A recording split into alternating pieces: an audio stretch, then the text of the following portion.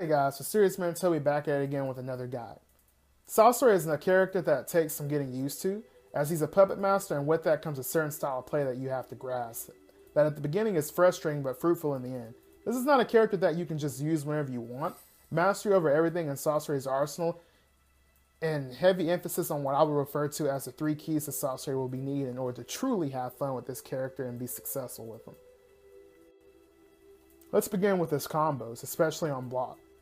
I would like to start with the effectiveness of Sasori's combos on block.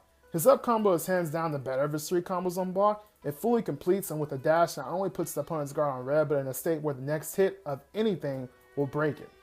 This is a really nice reward for using chakra in this instance. The down combo does solid guard damage, as without a dash puts it on red, and with the dash makes it weaker but not breakable by the next hit like the up combo. And his neutral combo, again like the down combo, does good damage to the guard, but ultimately leaves it on red, and with a dash further weakens it. Now let's look into what he has on hit. Looking at the down combo, it has been nerfed and no longer provides an infinite. However, it does provide an interesting block setup. The 7th string can be used to force him into a block scenario by simply stopping your combo and starting it over again. They're not able to move out of it in time, and if should they try to dash, you beat it out as well. You don't have to worry about countering, as it will just knock your puppet down. Yeah, this is bad, but it's more of a risk for them to counter your puppet, since next time you can just bait that out and ultimate punish, combo punish, etc. The neutral combo on hit provides a strike back if you're using a support with strike back. It can also be used to force a sub by doing a jutsu, since it connects ungrounded opponents. I'll explain the importance of doing a jutsu in this knockdown scenario when I get to his grab later. And lastly, his up combo has an infinite at the 9th string. This makes the nerf to the infinite that was provided by the down combo irrelevant. Not only that, but you can delay the 9th hit to force the opponent to guard, where they will then be forced to guard and then hit by the sand, which will leave them in a vulnerable state. This makes some people think that they can move when they can't. You might net grabs using this when the opponent has subs. Then you can force the sub with the setup.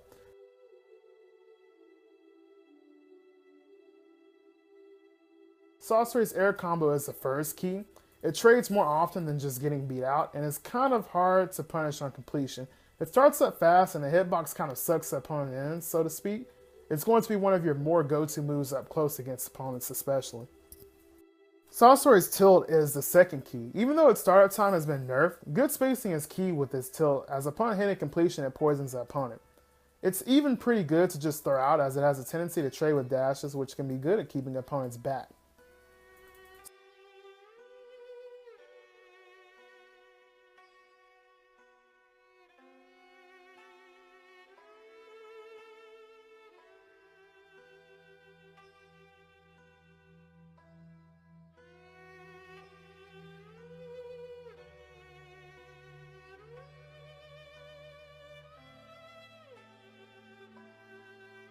Sasori's grab is the third and final key, and part of this is due to its starting animation. Its starting animation makes the puppet lean back, avoiding most beginning animation combos. In addition to this, its startup time is really good as well. Although in addition to this, Sasori's grab is extremely rewarding, as on hit you are given a strike back. However, without a strike back, the reward is just as good, if not better. You see, without a strike back, Sasori's grab puts the opponent in a grounded situation where you can do his aerial jutsu. Why this is good, you may be asking?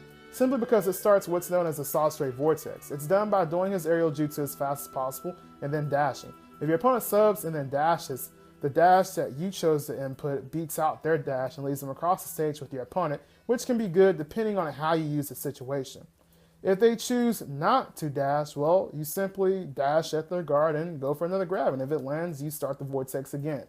And if they move, you can bring the puppet back in time to combat them up close, should they choose to dash after moving or doing whatever it is they're doing across the stage. Of course, you don't have to use the vortex. You can opt to throw tags, bombs, and sacks. Sacks of which create the vortex as well. You can simply opt to not do anything and use your space as well. What you do post grab comes down to your own personal preference. Sasori's projectiles are pretty vast and provide a good way to agitate the opponent and force subs in scenarios such as when they dash your guard and you want to punish them and again agitate the opponent.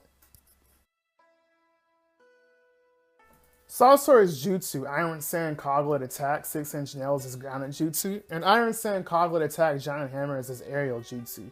Both hit off the ground, so they are good options to consider when going for more damage, Outside of this, you have to be careful and space his jutsu properly, as the puppet can be hit and ultimately stop the jutsu. Sasori's ultimate is pretty standard. There's really no advantage that he gains off of doing it. It's just, a standard ultimate. Let's get into Sasori's Awakening. Sasori's Awakening is definitely one of the best awakenings in the game. Although it was nerfed a little, his regular combos have a ton of range and his awakening actions reward him highly. Sasori is also given a somewhat floaty feel to him, making his movement a little bit trickier. Above all, I would give the Awakening a combat factor of a 9 out of 10. Sasori's Awakening combos are great for the simple fact that he swings fire. This fire has a huge hitbox, giving him a really good neutral advantage. However, his first hit can be jump canceled for an infinite. Taking his combos further, they can be cancelled at the 5th hit for an infinite as well. He has fantastic options on hit, with this being said, and upon finishing them, knocks the opponent down, taking some chakra from them, as well as giving you positional advantage. His air combo is alright and does great damage. His tilt is alright as it has lag after being blocked and slides past the opponent consistently, which is unfortunate. His guard break is really bad as it's extremely slow in startup and can be dodged easily. His projectiles start up really fast and provide a good means of fending off masters, and if spaced correctly, you can even combo off his chakra projectiles, which is nice. Secret Red Mood Performance of 100 Puppets starts up a little slow, but has tracking better than average, but not as good as the Chidori from Sasuke. It's in a good place though. However, the real treat is in the high damage output and poison it delivers upon hit. And to add to that, the fire the Jutsu does good guard damage, and you can even dash after aerial version to apply pressure. Doing it low to the ground makes it even harder for your opponent to get away as you act faster out of it. Now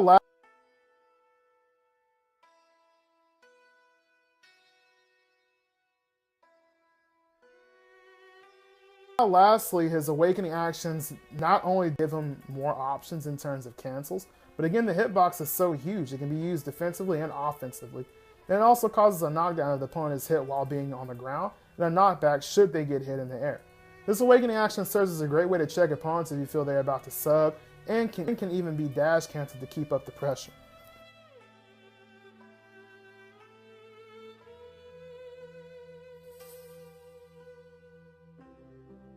I usually don't do a things and notes section, but I feel like it was more than needed for this guy specifically because there's a lot of things about Sasori that I wanted to include in the base guide, but didn't really fit, so here's an extension to that in the things and notes section. Anyways, these are moves that good Sasoris or more advanced Sasoris are good at applying as well. First is the double dash. It's done by simply dashing your opponent and then inputting dash as soon as possible to ultimately pressure them more.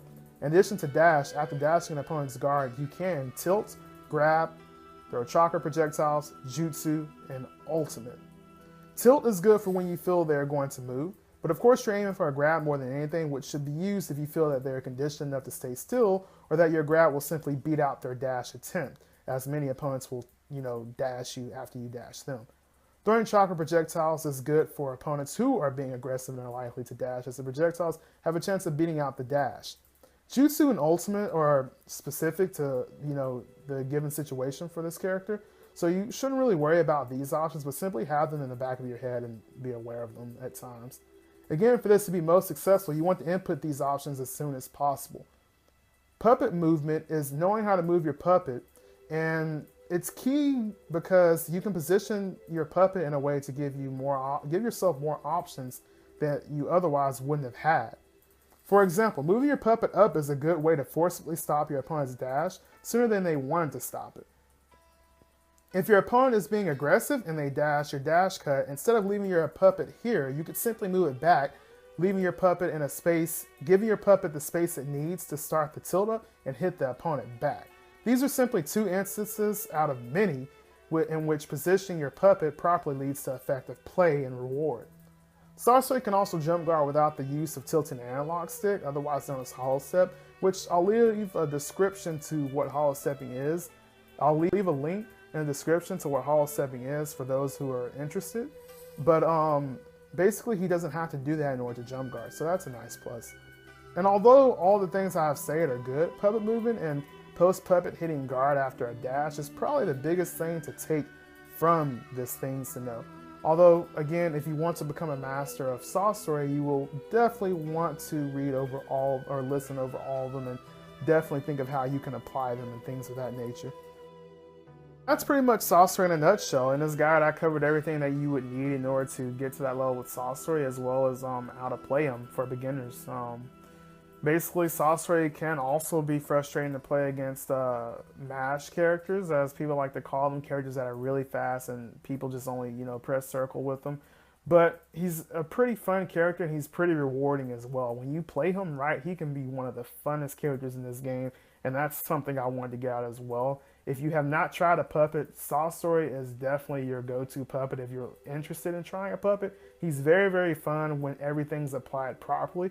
But you also have to be on point. You can't just use them just to use them, otherwise you might get mashed out. And hey, that's your fault if you don't make sure you know how to use the character before using it, and you just think you can just use him. As he's a puppet and he can easily get blown back by masters if you don't know what you're doing. Anyways, next guide will be on Yugito. You can request a guide if you want. That's fine on any character. I know how to play pretty much the whole cast, and if there's a character that I haven't played, I understand how to play them. So of course, I play a few player matches and I make sure my knowledge is fresh and things like that before I make the guide. Anyways, I do have a few characters already in the backlog, so if you request a guide now and it's not done for a while, just know that that's because there's already guides that I'm, making right now that other people have requested ahead of time. I do put them in a list and I make sure I cover them in order so that way it's fair and people, aren't getting mad because their guide hasn't been covered even though they've asked for it a while back. Anyways, thank you guys for watching. This is Mysterious Man Toby signing off. And don't forget to check the playlist for guides to look into any other characters that you might like as well.